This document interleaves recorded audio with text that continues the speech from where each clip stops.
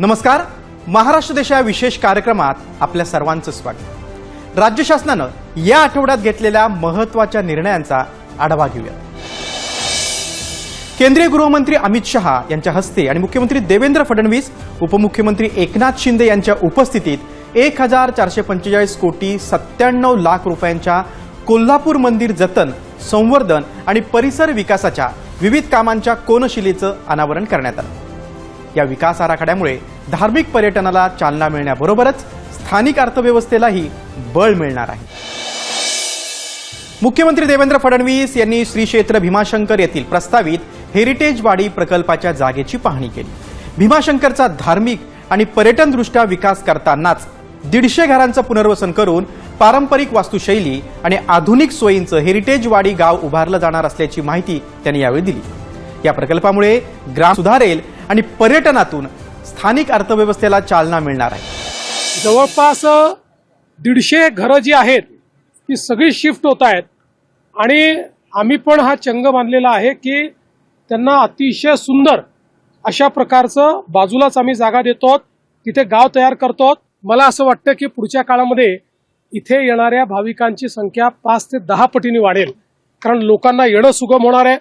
2 रस्ते आपण तयार करतोय, जाण्याचा वेगळा येण्याचा वेगळा, त्यामुळे या ठिकाणी कुठलंही ट्रॅफिक जाम होणार नाही.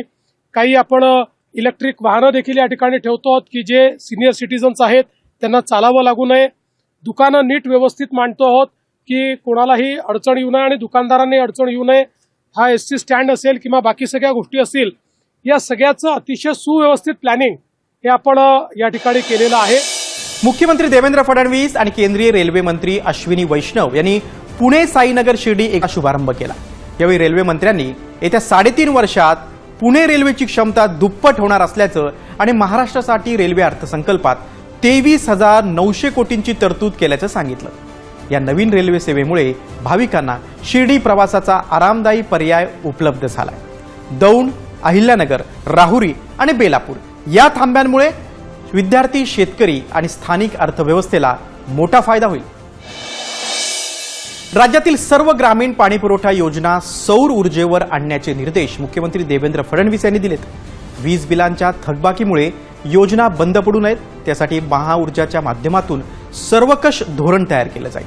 तसंच योजनांच्या देखभाल दुरुस्तीसाठी तालुका स्तरावर विशेष युनिट्स आणि एजन्सीची सूची तयार करण्यात येणार आहे. जलजीवन मिशन अंतर्गत 22,000हून अधिक योजनांचे टप्प्याटप्प्यानं सौर ऊर्जीकरण करण्याचे प्रस्तावित आहे. राज्यातील महिला शेतकऱ्यांना आणि कायदेशीर मान्यता देण्यासाठी महाराष्ट्र महिला शेतकरी सक्षमीकरण विधेयक 2026 पावसाळी अधिवेशनात सादर केलं जाणार असल्याची माहिती मुख्यमंत्री देवेंद्र फडणवीस यांनी दिली. कृषी क्षेत्रात महिलांचा मोठा सहभाग असूनही जमिनीच्या मालकी अभावी त्या शासकीय योजनांपासून वंचित राहतात. हे विधेयक महिलांना कर्ज, पीक विमा आणि अनुदानाचा लाभ मिळवून देईल. त्यासाठी स्वतंत्र महिला शेतकरी निधी आणि डिजिटल डेटाबेस तयार केला जाणार आहे. उपमुख्यमंत्री सुनेत्रा पवार यांनी ज्योतिर्लिंग भीमाशंकर मंदिर विकास आराखड्याच्या कामांची पाहणी केली. विकास कामांच्या गुणवत्तेसह भाविकांना उपलब्ध करून दिल्या जाणाऱ्या सुविधांबाबतही त्यांनी आढावा घेतला. तसंच त्यांनी मंदिरात महादेवाची पूजा केली.